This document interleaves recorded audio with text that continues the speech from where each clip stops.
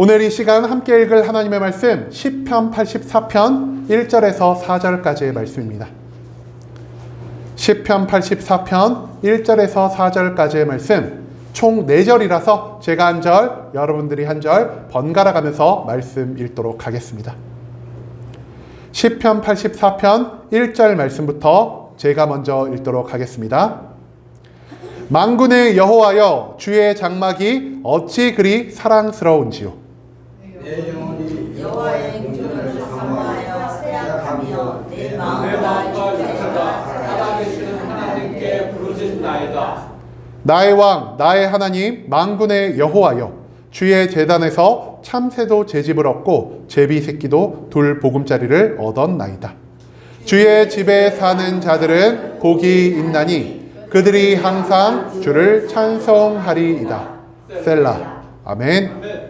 오늘 이 시간 우리는 사랑하는 당신과 라는 제목을 가지고 오늘 우리가 읽은 하나님의 말씀 함께 나누는 시간 갖도록 하겠습니다.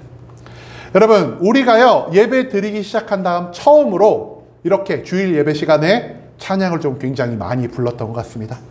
여러분, 찬양 좀 많이 부르시니까 여러분들 마음속에 기쁨과 즐거움이 넘치고 계신가요? 네, 여러분들께 또 좋은 소식이 한 가지가 있습니다. 오늘 찬양이 길었죠? 찬양이 길어지면은 예배 시간이 어떻게 될까요?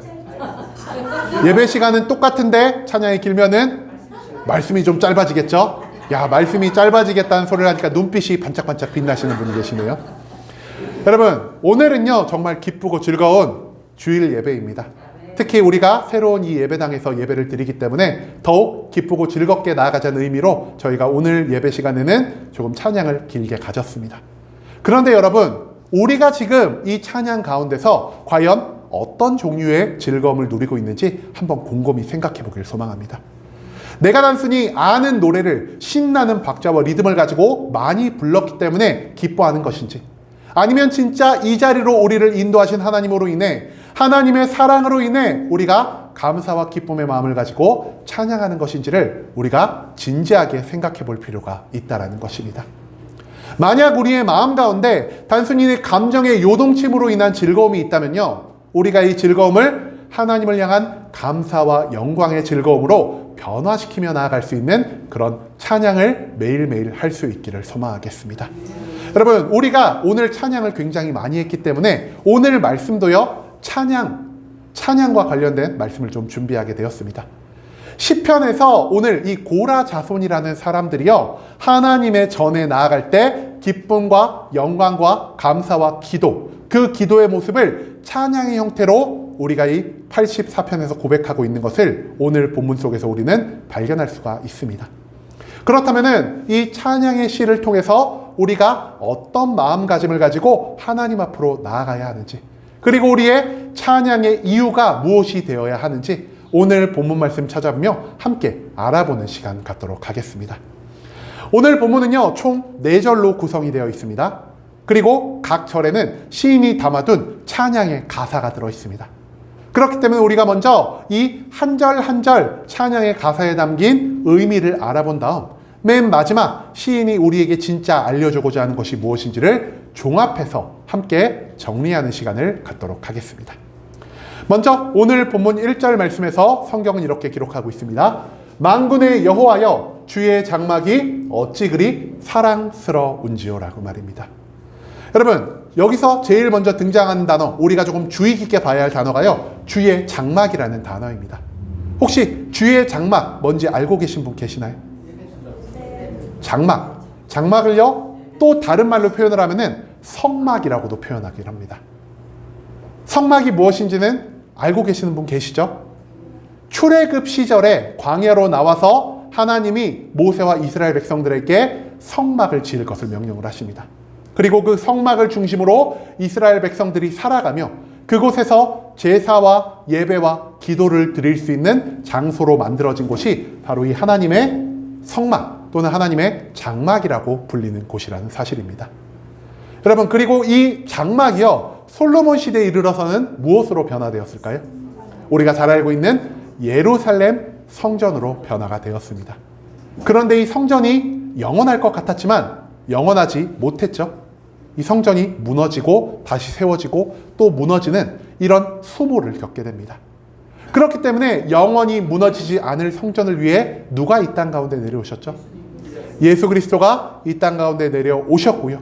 우리의 죄를 대속하기 위해 십자가에 못 박혀 죽임 당하셨고 3일 만에 부활하신 후에 하늘로 승천하심으로 우리가 이제는 이 성전을 대체하기 위해서 지금 우리가 예배를 드리는 이 교회를 세울 수 있게 되었다는 것. 그것을 우리가 또한 성경 말씀 속에서 발견할 수가 있을 것입니다. 여러분, 그런데요, 지금 우리가 예배를 드리고 있는 이 예배당, 예배 공간을요, 시인이 어떻다라고 표현하고 있죠? 주의 장막이 어찌 그리 사랑스러운지요라고 표현을 하고 있습니다. 왜 시인에게 있어서 하나님께 예배를 드리는 이 예배당의 모습이 사랑스러울 수밖에 없을까요? 바로 이 교회로 대체되는 장막 가운데 하나님이 우리를 기다리고 계시기 때문입니다. 나를 사랑하신 하나님, 나에게 복을 주고자 하신 하나님, 나의 모든 삶 가운데서 나를 구원하고자 하신 하나님이 그 주의 전 가운데 함께하고 있기 때문에 시인의 눈에는 내가 사랑하는 하나님이 계신 그곳이 사랑스러워 보일 수밖에 없다라는 것입니다. 하나님이 시인을 사랑하고 있는 만큼 시인도 지금 하나님을 넘치도록 사랑하고 있습니다. 그렇기 때문에 하나님이 함께함을 느낄 수 있는, 하나님의 능력을 체험할 수 있는 이 하나님의 성전, 하나님의 장막, 하나님의 교회가 아름다워 보일 수밖에 없다라는 것이죠. 여러분, 혹시 여기서 장거리 연애 해보신 적 있으신 분 계신가요? 저밖에 손을 들고 있지 않네요. 여러분, 장거리 연애를 했을 때 저는 지금 인천에 있고 제가 사랑하는 사람이 부산에 있다라고 생각을 해봅시다. 그러면은 제가 부산을 떠올릴 때마다 어떤 생각이 들까요? 부산을 딱 생각할 때마다 거긴 내가 너무 사랑하는 사람이 있는 곳이야 하면서 부산이 사랑스러워 보일 겁니다. 반대로 광주에 제가 사랑하는 사람이 있다면 어떨까요? 제가 광주를 생각할 때마다 광주 너무 좋은 도시야, 내가 사랑하는 사람이 있는 도시야 이러면서 광주를 사랑하게 되지 않을까요? 이와 마찬가지로 시인은 하나님을 너무나 사랑하고 있습니다. 그렇기 때문에 하나님의 임재가 함께할 수 있는 이 공간, 하나님의 장막이 사랑스러울 수밖에 없다라는 것을 우리가 1절 말씀에서 찾아볼 수 있다라는 것이죠. 그리고 또한 우리가 여기서요, 죄송합니다. 이 사랑스러운지요라는 표현에 조금 주목할 필요가 있는 것 같습니다. 여러분, 여기서 사용된 사랑스러운지요라고 사용된 이 사랑은요, 히브리어 예디도트라는 단어를 사용하고 있고요. 이 뜻은 단순히 말로만 사랑해 이렇게 하는 것이 아니라 내 영혼과 내 몸에 있는 모든 것들을 다하여 열심을 다해 사랑하는 열심과 절실함의 사랑의 모습이라고 우리가 이 표현을 해석할 수 있을 것 같습니다. 즉, 시인은요, 하나님께 단순히 축복을 받기 위해 하나님, 내가 오늘도 예배당 나왔으니까 그냥 하나님께 사랑한다라고 말을 할게요. 하나님, 내가 좋은 것을 얻어야 되니까 하나님 그냥 사랑하는 셈 쳐요. 이렇게 말을 하는 게 아니라 정말 내 온 몸과 마음을 다해 하나님을 열렬히 사랑하고 있다는 것, 열정적으로 하나님을 사랑하고 있다는 것을 우리가 또한 이 1절 말씀을 통해서 발견할 수 있게 되기를 소망합니다. 그리고 이어지는 2절 말씀에서 성경은 이렇게 기록합니다. 내 영혼이 여호와의 궁정을 사모하여 쇠약하며 내 마음과 육체가 살아계신 하나님께 부르짖나이다라고 말입니다. 여러분, 제가 문제 짧게 하나 내겠습니다. 우리의 마음속에 사랑이 넘치고 넘쳐서 흘러 넘치고 있는데 이 사랑을 온전히 해소할 수 없을 때 우리가 걸리는 병이 하나가 있습니다.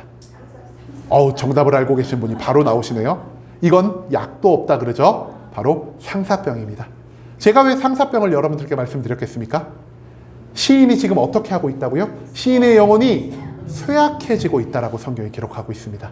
이 말은 무엇이냐? 시인이 하나님을 너무 사랑하고 사랑하는데 하나님의 전에 나아가지 못해서 지금 상사병에 걸렸다라는 겁니다. 시인은요, 하나님을 너무나 열렬하게 사랑하고 있습니다. 하나님을 얼마나 그리워하고 사랑하였는지 나의 영혼이 쇠약해질 정도로 하나님을 사랑하고 있는 시인의 모습을 우리가 이 2절 말씀 가운데서 찾아볼 수 있다는 것이죠. 이 세상의 시인은요, 다른 무엇도 필요로 하지 않습니다. 시인에게 필요한 것 무엇입니까? 오직 나의 사랑을 받아줄 수 있는, 내 사랑의 대상이 될 수 있는 하나님과 함께하며 내가 그 하나님 전에서 영원히 살아갈 수 있는 그 삶, 시인은 오직 그것 하나만을 소원으로 두고 있다는 사실을 우리가 또한 이 2절 말씀을 통해서 발견해야만 한다는 것이죠. 그리고 이어진 3절 말씀에서 성경은 이렇게 기록합니다. 나의 왕, 나의 하나님, 만군의 여호와여, 주의 제단에서 참새도 제 집을 얻고 제비새끼도 둘 보금자리를 얻었나이다 라고 말입니다. 여러분, 하나님을 성경에서 보통 표현할 때 누구의 하나님으로 하나님을 표현할까요? 나의 하나님으로 표현할까요? 우리가 조금 익숙한 게 뭐가 있죠? 아브라함 하나님, 이삭의 하나님, 야곱의 하나님. 그리고 제일 많이 쓰는 표현은 무엇이냐? 이스라엘의 하나님, 이스라엘 민족, 우리 히브리인의 하나님, 이스라엘의 하나님으로 하나님이 많이 표현되고 있다는 것이죠. 그런데 오늘 본문 말씀에서 시인은 하나님을 뭐라고 표현하고 있죠? 타인의 하나님으로 표현하고 있지도 않고요, 어떠한 단체의 하나님으로 표현하고 있지도 않고 나의 왕, 나의 하나님으로 표현하고 있다는 것입니다.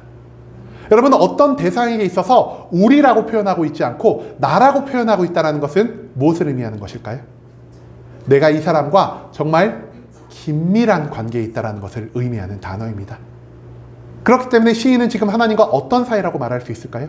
시인이 하나님과 굉장히 밀접한 사이, 굉장히 긴밀한 관계에 있는 사이라고 우리가 이 나의라는 표현을 통해서 찾아볼 수가 있다는 것이죠.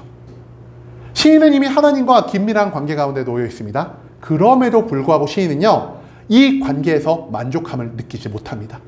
하나님과 더욱 가까워지고 싶고, 하나님과 더욱 함께하고 싶고, 나의 매일매일이, 나의 영원한 삶이 하나님과 함께 하기를 원하고 있기 때문에 시인은 여기서 나의 왕, 나의 하나님이란 이 표현을 통해서 내가 하나님과 더욱 긴밀해지고 싶다라는 이 사랑 표현을 우리에게 가르쳐주고 있다는 것입니다.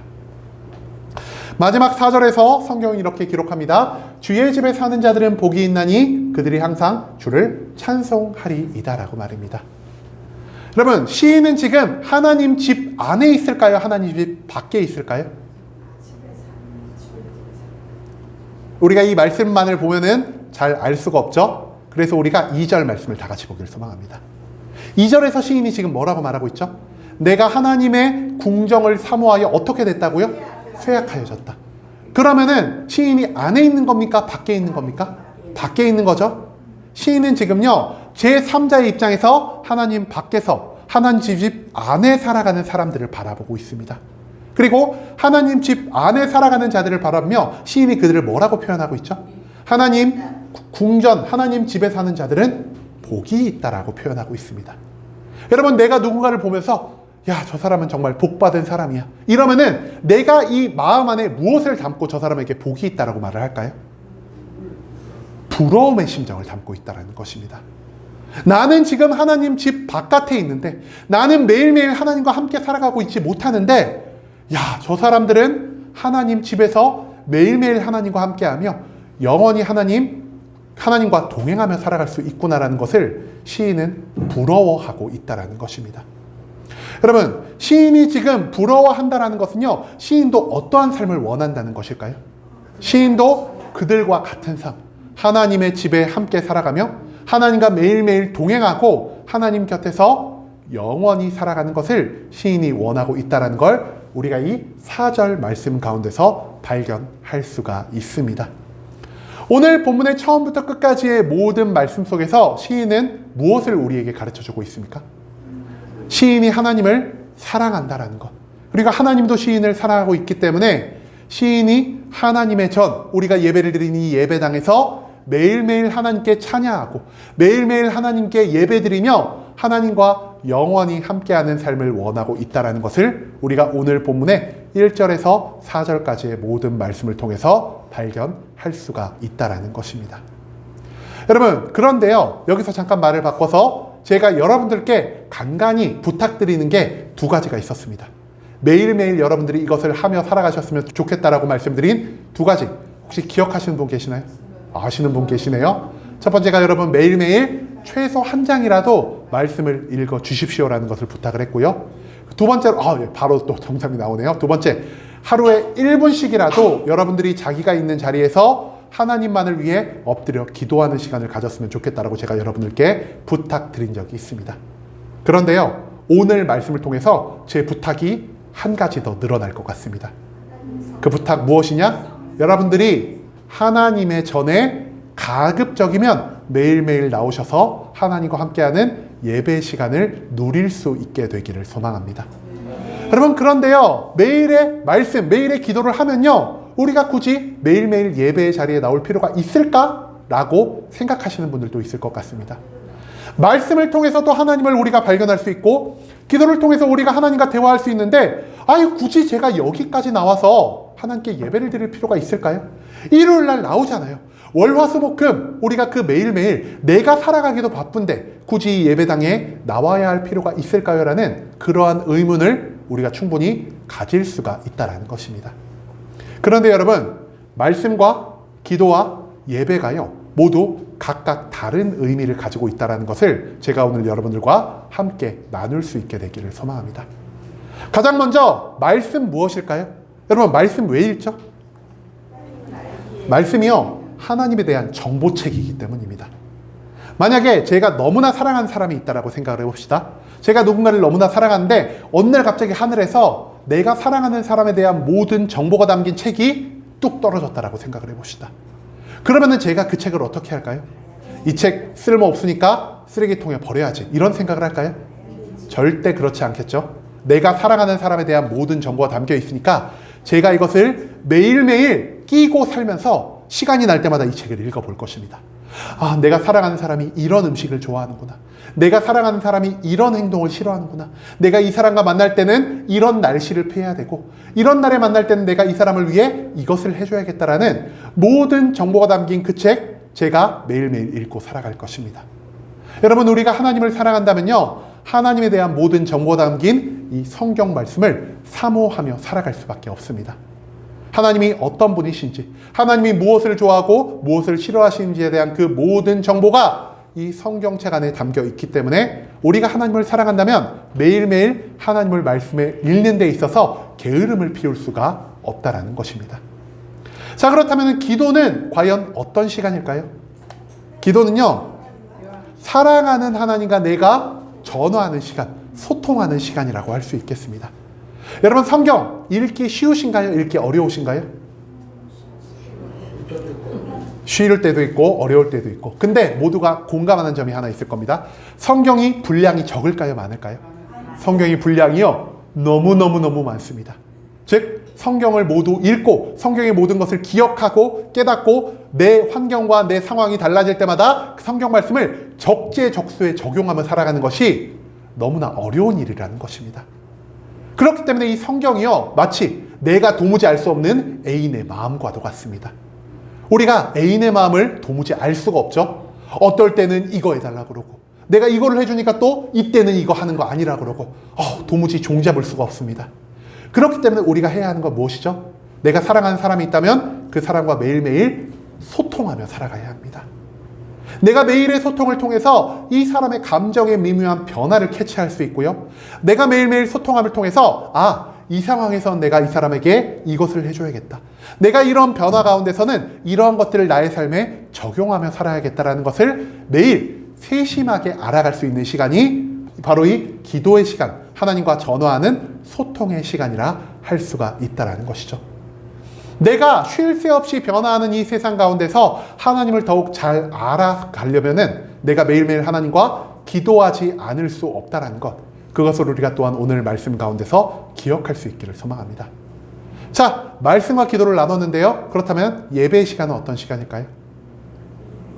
예배의 시간은요, 사랑하는 하나님을 직접 만나고 경험할 수 있는 데이트의 시간이라 할 수 있겠습니다. 여러분, 내가 어떤 사람을 사랑한다면 그 사람과 어떻게 하고 싶죠? 매일매일 만나고 싶습니다. 만나서 이 사람과 얘기도 하고, 만나서 맛있는 것도 먹고, 이 사람과 아무것도 안 하고 시간을 보내는 것 자체만으로 기뻐하고 즐거워할 수 있는 것이 바로 이 사랑하는 사람과의 데이트 시간이라는 것입니다. 여러분, 이 예배의 자리는요, 사랑하는 하나님이 우리를 기다리고 있는 장소입니다. 사랑하는 하나님이 우리와 만나고자 하시고, 우리를 위로하고자 하시고, 우리에게 힘주고자 하시며, 무엇보다 우리를 축복하려 하시는 장소가 바로 이 예배의 장소라는 것을 우리가 반드시 기억할 수 있기를 소망합니다. 그렇기 때문에 오늘 본문에 나온 시인도요, 하나님의 말씀을 읽는 것만으로 만족하지 않고요, 하나님께 기도하는 것만으로 만족하지 않고요, 무엇을 간절히 구하고 있죠? 하나님의 전에 나아가 내가 하나님께 예배를 드리며 하나님과 평생을 함께 하고 싶다라고 표현하고 있다는 것을 우리가 찾아볼 수가 있을 것입니다. 즉 하나님과 데이트하는 자리, 하나님과 만남을 갖고 하나님을 직접 경험할 수 있는 이 예배의 자리를 우리가 반드시 사모하며 나아가야 한다는 것, 그것을 우리가 또한 오늘 말씀 가운데서 잊지 않을 수 있기를 소망합니다. 여러분, 우리가 정말 어떤 사람을 사랑한다면요, 어떤 사람에 대해 알아가는 것도 필요하고요, 어떤 사람과 매일매일 연락하는 것도 필요하고요, 어떤 사람과 매일매일 데이트하는 것도 필요합니다.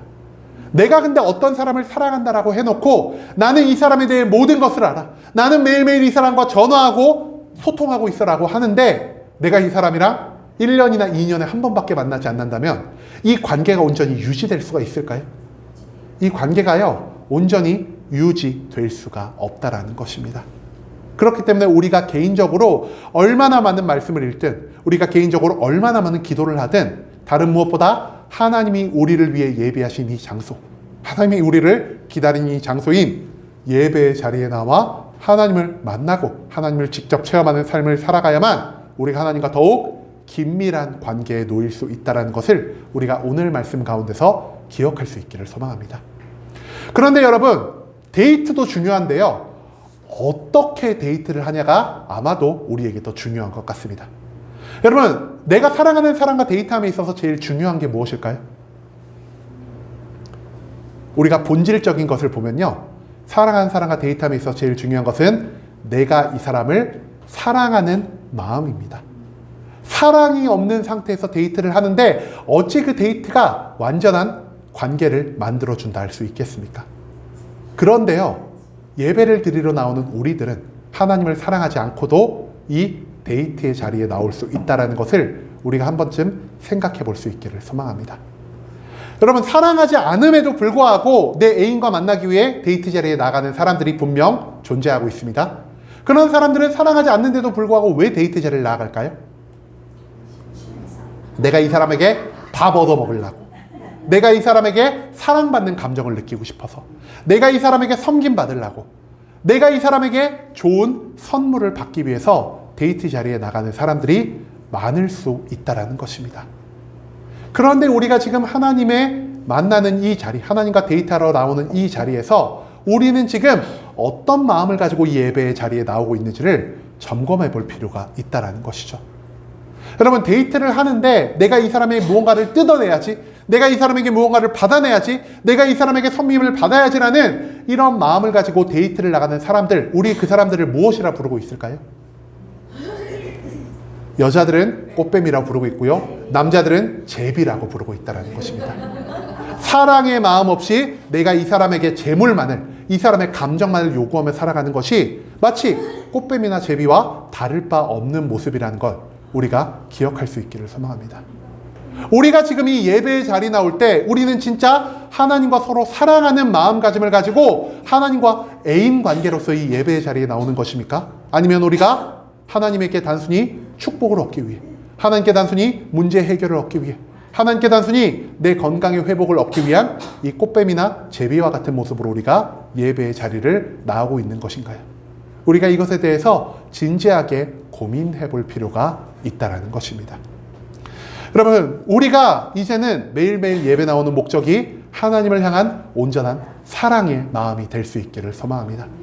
내가 하나님을 사랑하지 않고 단순히 하나님께 복만을 받기 위해서, 나의 만족과 유익만을 얻기 위해서 꽃뱀처럼, 제비처럼 우리가 예배의 자리에 나오는 모습을 이제는 멀리할 수 있게 되기를 소망합니다. 이제는 우리가 축복을 얻기 위해서가 아니라 하나님을 사랑하기 때문에 예배의 자리에 참석하고 하나님을 만난 사랑과 기쁨을 표현하기 위해 예배의 자리에서 매일매일 하나님께 찬양을 올려드릴 수 있게 되기를 소망합니다. 그리고 하나님이 기뻐하시는 이 예배와 찬양 가운데서 그분이 베푸실 놀라운 위로와 축복, 그리고 변화된 삶을 살아가며 우리가 이 세상 가운데 하나님의 사명을 온전히 이뤄갈 수 있는 순복음 함께하는 교회 모든 성도님들이 될 수 있길 간절한 마음으로 소망하겠습니다.